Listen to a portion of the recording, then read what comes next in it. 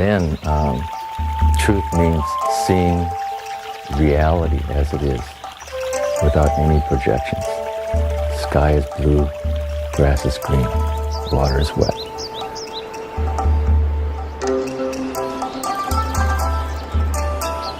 Knowing that our experience is internal means that we are less attached to the external world, which the Buddhists have never denied. They are not nihilist. They've never said that there's nothing out there. This conditioned thinking mind is composed of greed, anger, and ignorance. So therefore, when you see the world, perceive the world in this way, there's always a separation from the subject and the object.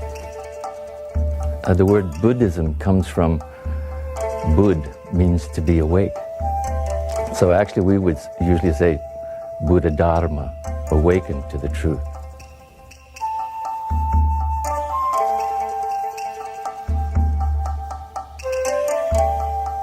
Buddha's teaching is so simple. His whole teaching we can just put in 2 lines.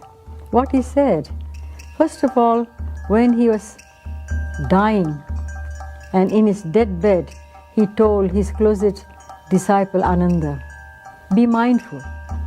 And when he started teaching, abstain from evil, do good, purify your mind.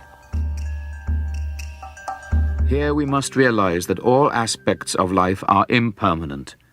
We must see that what we call the self is essentially unreal, and that the nature of life as we ordinarily live it is restless and dissatisfying. Buddha's first realization was life is suffering. And actually, when I even heard it myself, it sounds so negative. But the fact that it's just a fact, it's not negation of life, but it's for us to realize what life is all about. Because when we come out of the womb, we start crying. It's the pain of being born.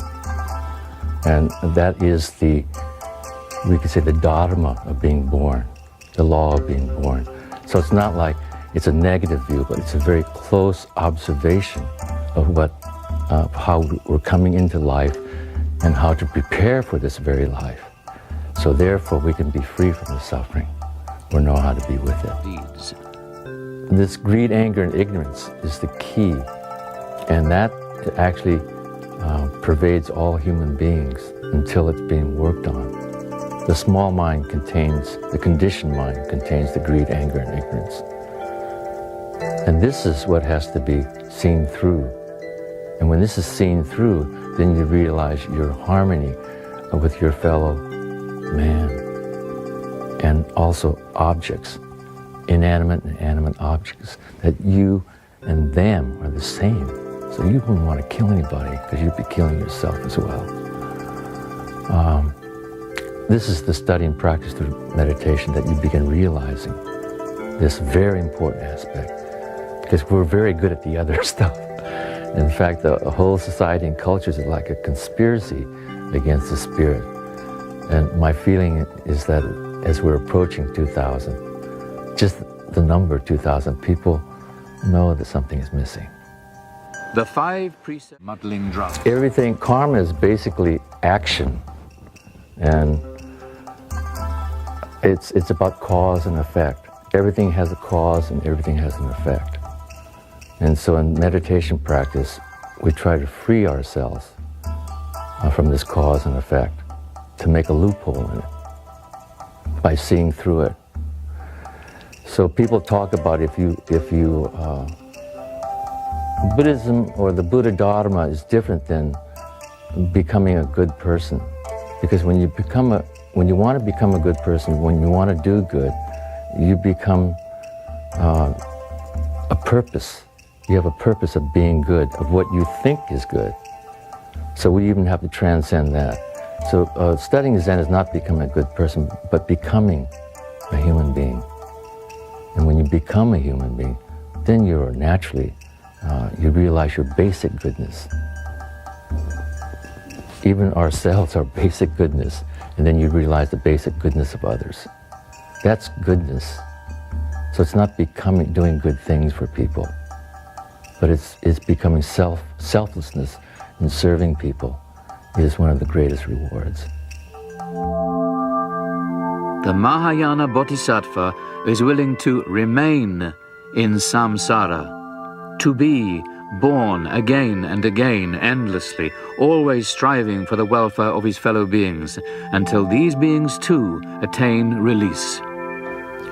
The Bodhisattva, Bodhi means enlightened, Sattva means being, enlightened being.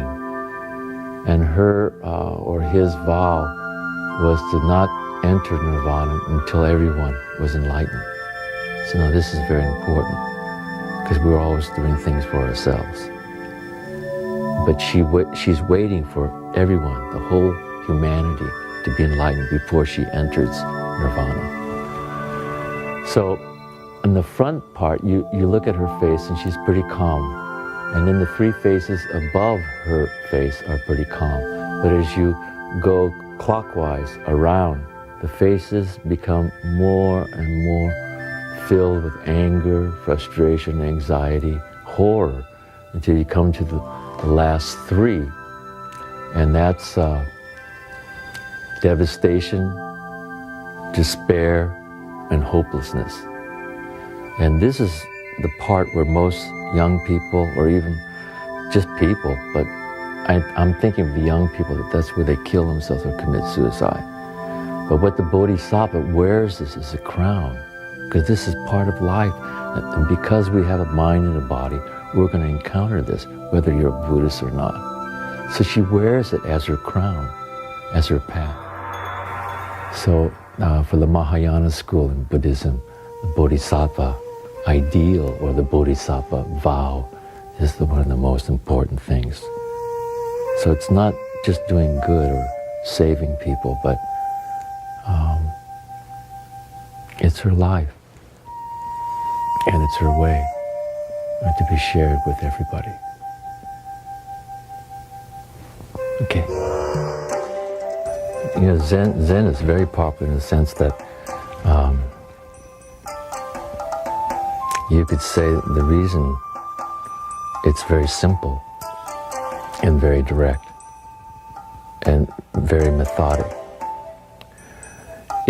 A popularity does say something, but at the same time, when people begin practicing it, they begin encountering themselves.